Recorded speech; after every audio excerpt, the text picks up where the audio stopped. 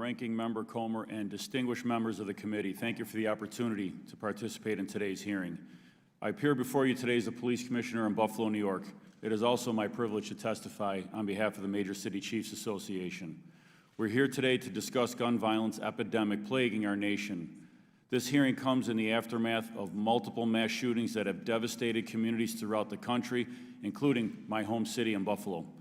Our communities are hurting, and we must continue to support them, the loved ones of the victims, and our brave first responders. On May 14, 2022, an 18-year-old white supremacist invaded our city and inflicted terror on the black community in a way never seen in Buffalo's history. He legally purchased a military-style weapon and body armor and then spent months practicing his shooting skills. He entered the Tops supermarket and opened fire on civilians, striking 13 and killing 10. He live-streamed this with a GoPro he had affixed to his helmet. Retired Buffalo police officer Aaron Salter Jr., who I posthumously promoted to lieutenant and issued the department's highest honor, the Medal of Honor, was working top security that day. Aaron was helping an elderly shopper leave with her groceries when the shooting began. He did his best to warn customers while in a completely defensive position. He engaged the shooter as he entered, hitting him with at least one shot.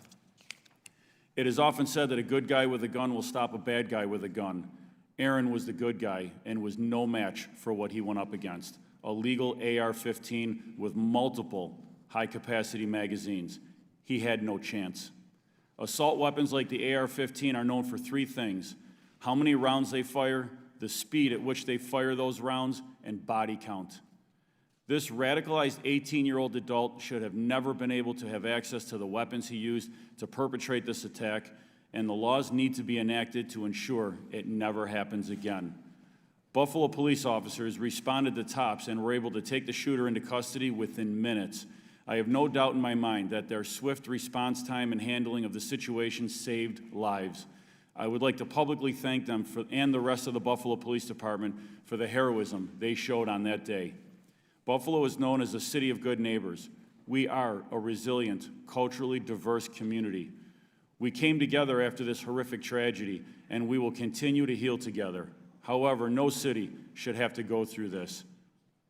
And it is time to make changes to a system that is leaving blood on the sidewalks of our communities every day. In 2018, the MCCA adopted a firearms violence policy that would help mitigate the threat of gun violence without infringing on the constitutional rights or weakening due process. These reforms include requiring universal background checks, strengthening NICS definitions, and improving access to records, supporting the use of extreme risk protection orders, aggressively prosecuting straw purchasers and prohibited possessors, and banning assault weapons and high-capacity magazines.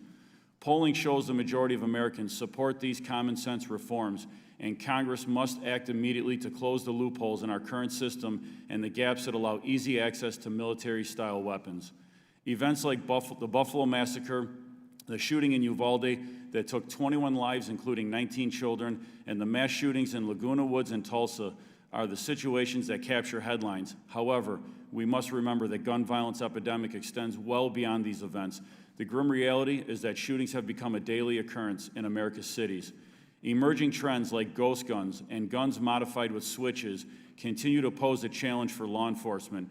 Congress must update our laws to account for these new threats and carnage that has accompanied them. It will be nearly impossible to address the gun violence epidemic without first addressing the underlying violent crime problem. Unfortunately, the proactive policing that helps drive down violent crime has become a luxury for many departments. Law enforcement needs additional resources to bolster its response to violent crime. An overall lack of accountability for violent offenders is contributing to rising gun violence. In some major cities, DAs are not prosecuting serial firearm offenders, and judges continue to release offenders on low or no bond.